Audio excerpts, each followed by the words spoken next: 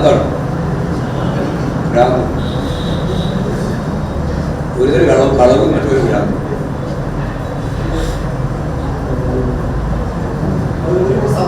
ആ തളിപ്പറമ്പ് രാജരാജേശ്വരി ക്ഷേത്രം എന്ന് പറയുന്നത് ഇന്ത്യയിലെ ഏറ്റവും പ്രധാനപ്പെട്ട ഹിന്ദു ക്ഷേത്രങ്ങളാണ്.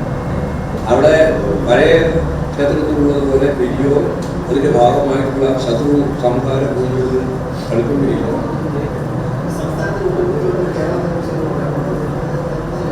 അത് വർഗീയമാണെന്ന്, വർഗീയതയാണ്. വേറെന്ത് പറയാണ്?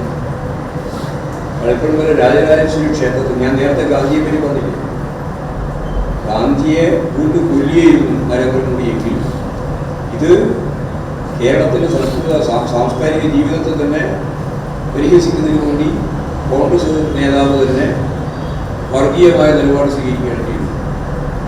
തളിപ്പറമ്പ് രാജരാജേശ്വരി ക്ഷേത്രം ഒന്നിനുള്ള ക്ഷേത്രമല്ല. രാജ്യത്തിൻ്റെ എല്ലാ ഭാഗത്തും ലോകത്തിൻ്റെ വിവിധ മേഖലകളിൽ വരുന്ന ആളുകളുടെ ഏറ്റവും പ്രധാനപ്പെട്ട കേന്ദ്രമാണ് ഈ